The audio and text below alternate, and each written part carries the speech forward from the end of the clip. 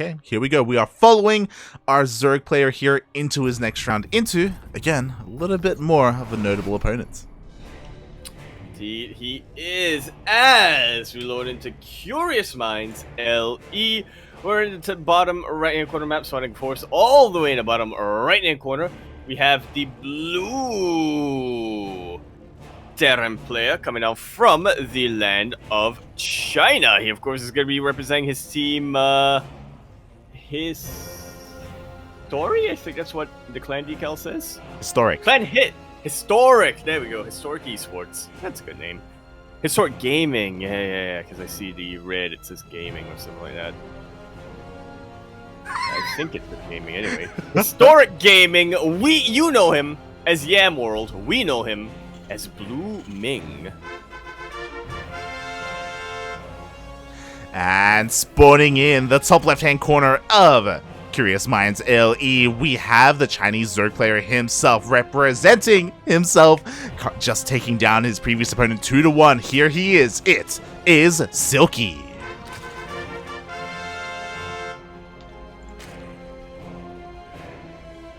So I'm looking at Wikipedia right now, Light, and apparently, Silky, I don't think he updated his in-game ID yet, but apparently he is on a team here. Oh. That this might sound a little bit confusing. The acronym is SSLT.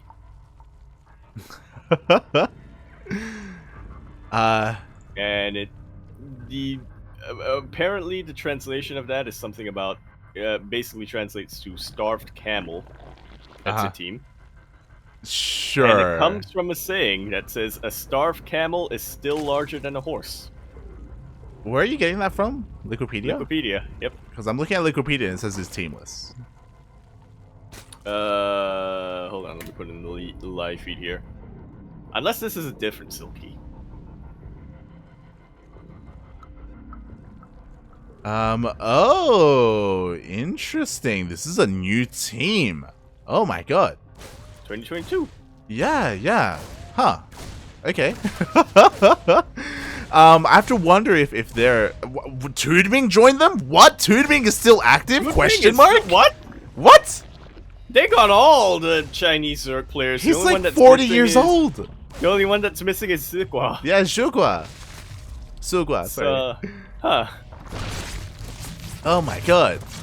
So yeah, wild. So SSLT, that is not confusing when there's another team in China called SLT. But one of them is a camel team, one of them is a Starlight team. There you go. But taking note of this game, we have a little bit of a peculiar opening here from Silky. I don't know if you've noticed, but it's very unorthodox for us to be at this stage of the game and to be only on 2 bases. Yeah, something is coming Blueming's way. Something that's going to be very aggressive. I have to imagine these 16 lings being produced are involved in that. I imagine so. As we quickly check the main base, we did have a little bit of continued gas production, but there is no baneling nest. It's just straight up mass ling flood. Obviously, Blueming knows something is wrong, because there was no third base. The first Hellion is going to come out, and this will force us back a little bit, but the rest of the lings are routed over towards the north. Yeah, Blueming has to be very, very careful here not to get surrounded. These are pretty much his only units right now. He did go for a bit of a standard 1-1-1 trying to... Or 2-1-1, sorry, rather. 2-1-1, but mixed with the 3cc before starport. Interesting combination of builds and one that I don't think is going to help him in this scenario. Yeah, if you're opening up 2-1-1 like this, ideally you have a bunker back at home, but just like that, the Hellions go down, the Marines go down as well, and so will every single SCV here at the Natural. And now the base is in a lot of trouble as well. It's still producing SCVs, by the way, and it's going to be at a pretty massive risk. There is no way that Silky can move up this ramp, but conversely, there's also no way for Blueming to move down the ramp unless he wants to immediately get surrounded. Yeah. I don't know. But now that he's weathered the storm, he does have 3 orbitals. We're in a weird position. The weird position is that again, our Terran player Blueming, he took a lot of economic damage, but this third base is very late from Silky, and instead of droning, he was making lings, so his economy isn't amazing. It's better than the Terran player, but not amazing, and because of the 3CCs, like, the comeback potential is there. definitely. It's better than like Silky's economy is better than Blooming's, but you know, not so much better that mules can't lessen the gap a little bit. Exactly, especially when, again, triple mules, mate. Yeah. Meanwhile, Blueming, he's going to try and get back into this game. Again, it's still going to be an uphill battle, but not an impossible task for him. Unfortunately, though, he is playing this very scared. All these Hellions are here at home, which means Silky is free to just drone up, to expand, to spread his creep, and just assert himself on his own side of the map.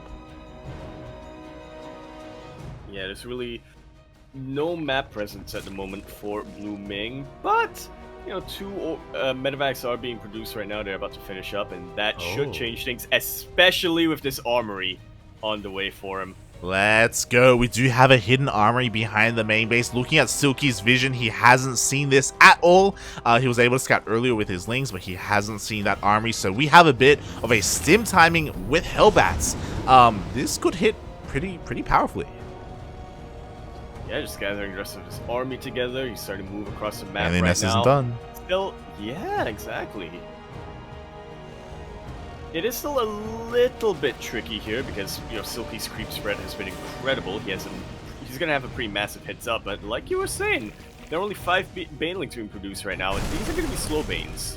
They Even are. on creep. They are going to be slow, but again, the Baneling Nest did finish up just in time, and all he has to do is buy that time for the Banelings to finish up, and here we go. How good are the splits, Papi? How good are the splits?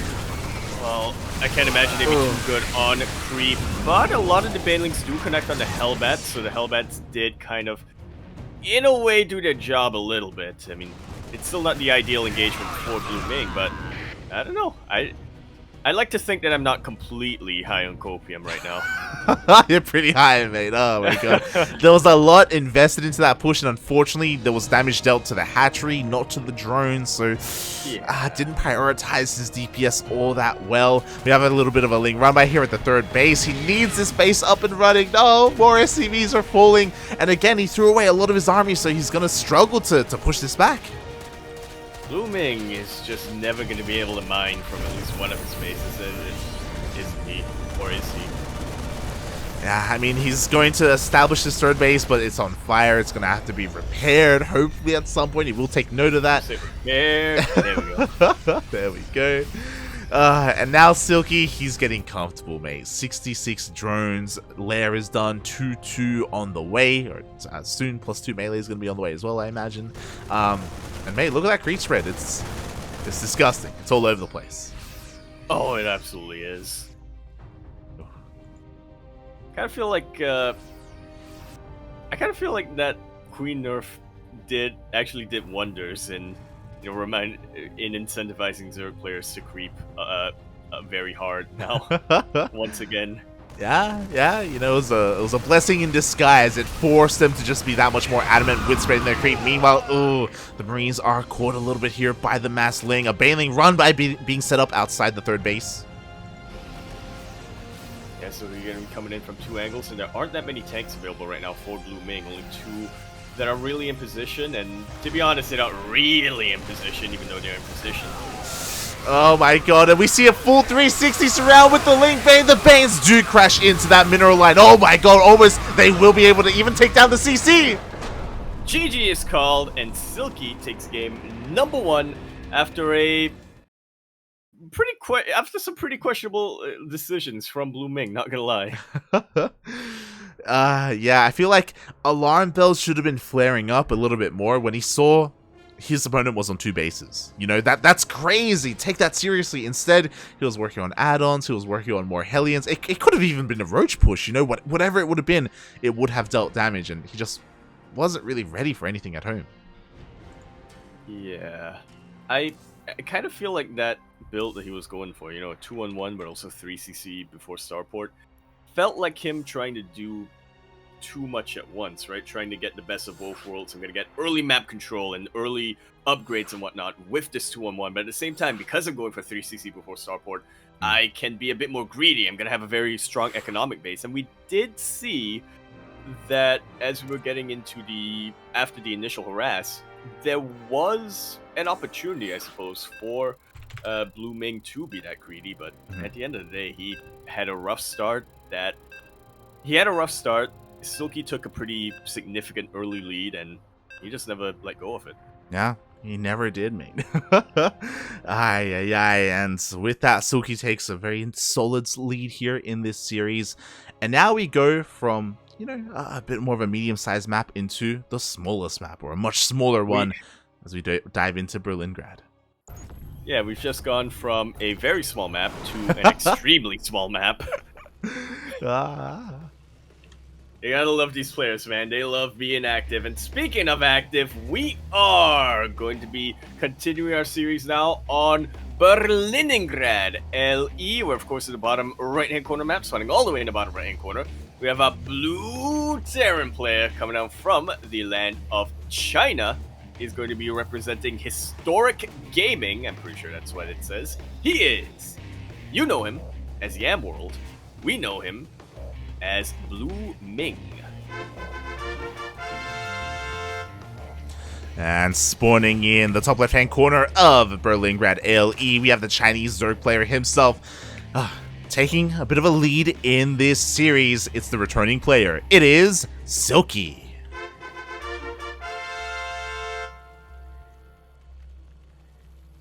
Speaking of returning players, shout out to Chwek here in the chat for informing us that Starving Camel, SSLT, is basically a team made up of former players who thought they would retire, but ended up being enticed back, and that's why they call them Starving Camels. It makes a lot of sense, I think. Not gonna lie. Yeah. Like, when I look at that team, it reminds me a lot of Team GP, if you remember. Like, they picked up all the old school players. All the ex-military, yeah. Yeah, they picked up, like, Puzzle, they picked up Vivid. They just pulled everyone out of the woodworks, and they competed for, like, a month, and then they went back to retirement. All of yeah. Not Ryung. Not Ryung. But, yeah, all of a sudden, Toot Ming being on that team isn't so strange after all. Now they really do need to get Silky. I think Silky is still on Invictus. True, we need Jim. It'd just be fitting. We need Jim more than anyone else. XY technically never retired, so he doesn't count. Yeah, he's old, but he's not retired. You know, there's a difference there. He's old, but he's not old. You know? But yeah, like I was also surprised to see Firefly there, because I remember Firefly retiring last year. Same with Jeshi. So yeah, it's what I would say is it's really cool to see them all come back. It is a bit of a shame that they stepped away, but at least they have returned to the game we know and love. Yeah, especially because, you know, a little bit more self-centeredly, I suppose. It felt like they left just as we were getting familiar with them, you know, just as we were starting to cast them pretty regularly in these DreamHack qualifiers, a couple of them participating pretty regularly in ESL Open Cups as well. So, yeah, it is nice to see them coming back here and, you know, showing that there is still a lot of them, that they still do have a lot to offer. Well, yeah, especially Firefly, because despite Firefly retiring, he was a very young player. Like, and he was peaking. He was peaking last year, and then he stepped away. We were like, what? Question mark? So again, it is great to see him return. Hopefully he's able to invest time into the game again like he used to, and come back here in the season of DreamHack.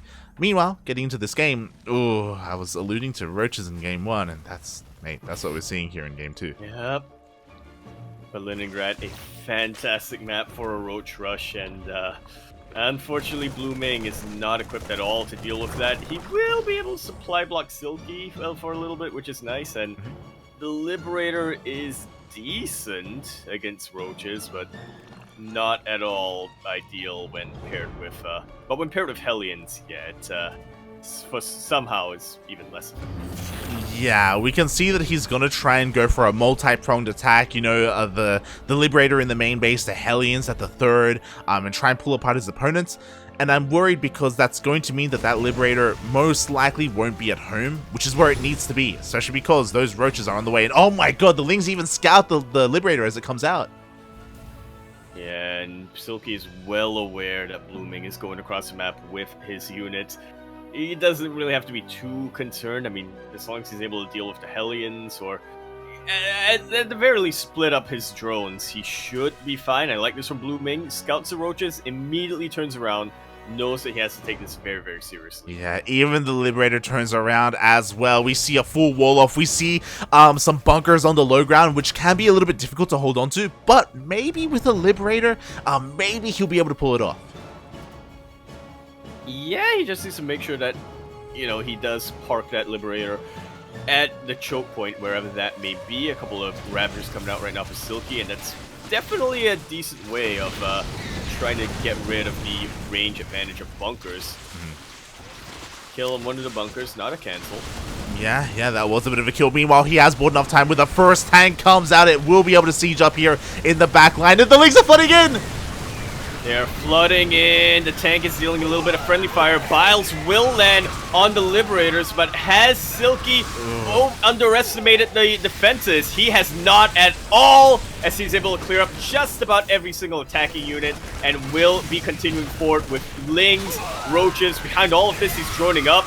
He didn't intend for the game to end here, but it's gonna end here anyway. Silky takes that series 2-0.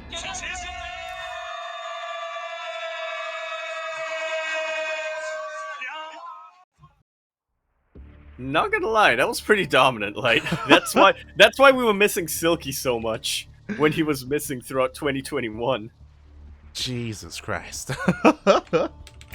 Oh my god, Silky, GG, well played. He does take down Blueming 2-0, and that was a brutal game number 2. Again, unfortunately, it was a relatively late scout. He never saw the Roach Warren, he only saw the Roaches as they were coming across the map, and Blueming trying to defend the low ground is incredibly difficult. It's one of those things where ideally you have like... Impossible. Yeah, ideally you have the tank on the high ground, so you have a little bit more protection, but even if that was the case, there was an Overlord, there was high ground vision, like, Silky would have been able to pilot down anyway. Like, oh, that was brutal. Absolutely was. Oh boy. Yeah, I don't know. I do kind of think that Blueming, you know, might. I don't know. I feel like I like the ideas he was going for with his openings. Right? You could definitely see that there's a logic going on there. You can see what he was trying to do, but as Silky proves, you know, these are openings that are very easily countered by the Zerg player. Oh yeah. Especially when they're being that aggressive blindly. So it was yeah, pretty much. Yeah, it was a bit of a shame for Blueming that Silky was the aggressor, or as aggressive as he was this series. He did kind of find a weak point there in Blueming's play, and GG.